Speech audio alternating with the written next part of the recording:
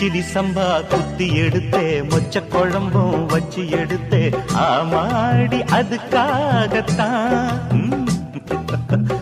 உச்சி மலை காத்துல உச்சந்தல வேக்குது மச்சமுள்ள பூவத்தான் மல்லு கட்ட பாக்குது